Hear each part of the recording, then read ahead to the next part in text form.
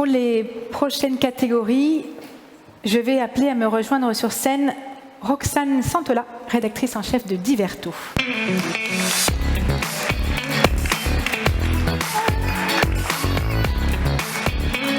Bonsoir. Bonsoir Roxane. Si je vous appelle, c'est parce que les prochaines catégories, donc de meilleure fiction TV, meilleure émission de télé, meilleur contenu de plateforme 100% original, ont été travaillées avec vous, Diverto. Vous avez fourni en fait au jury une présélection. Est-ce que vous pouvez nous expliquer un petit peu comment est-ce que vous l'avez justement choisi ? Tout à fait. Alors, je suis déjà très contente de venir remettre ces prix qui font écho au rôle de Diverto chaque semaine, d'être prescripteur. Donc, qu'est-ce qu'il faut qu'on regarde à la télé, sur les plateformes et au-delà. Et donc, pour choisir les nommés, on s'est réunis avec la rédaction, on a regardé, vu plus de 200 programmes qu'on a recommandés dans Diverto. Et ensuite, on est aller sur des choses un peu plus rationnelles, un peu moins dans l'émotionnel. Donc on s'est basé sur leur popularité auprès des Français, leurs audiences, leurs innovations. Et ça s'est terminé par un gros débat au sein de la direction de Diverto pour choisir les nommés.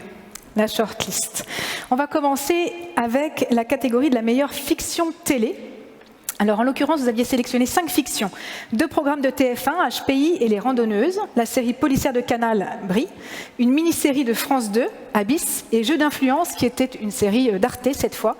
Alors, je ne sais pas si jamais vous avez en tête le palmarès, ou si jamais vous le découvrez avec nous. Dans le doute, il y a une petite enveloppe. Je vais faire l'enveloppe, ça fait bien. Et alors, la série gagnante, c'est HPI TF1. Félicitations, et je vais appeler Estelle Boutière, conseillère artistique de fiction du groupe TF1, à nous rejoindre sur scène pendant qu'on découvre ces images.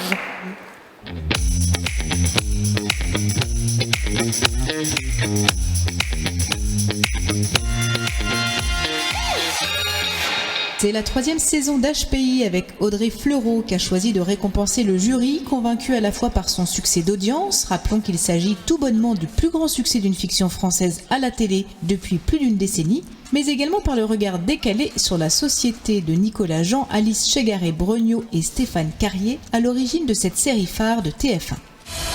Morgane ne dit jamais merci. Vous vous bougez un peu, je n'ai pas l'impression que vous soyez au taquet.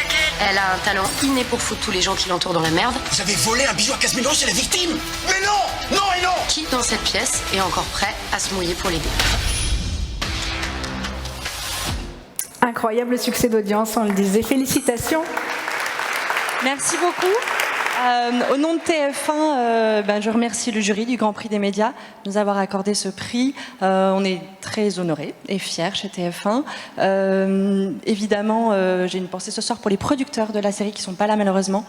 Pierre Logier, Anthony Lancré, sans qui HPI n'aurait pas vu le jour, qui sont des producteurs de très grands talents avec qui j'ai un plaisir quotidien à travailler. Je remercie et je félicite également les auteurs de HPI, Alice Chegaré-Brognaud, qui est la créatrice de HPI. Voilà, vous pouvez l'applaudir. Ainsi que Julien en scooter. Tous les deux, ils travaillent d'arrache-pied avec énormément de talent, d'inventivité, de créativité, de saison en saison. Et je les remercie, je les félicite. Bravo, bravo à vous.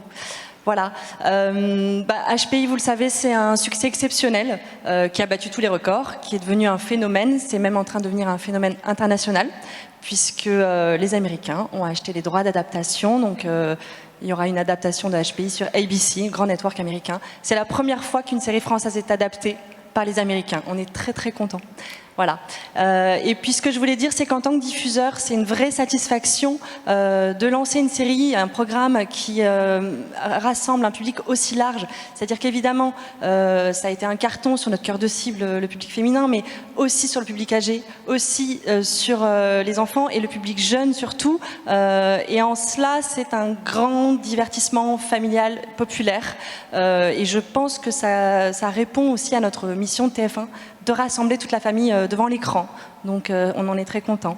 Voilà, je vous donne rendez-vous pour la saison 4 de HPI au printemps prochain sur TF1 et je donne la parole aux auteurs.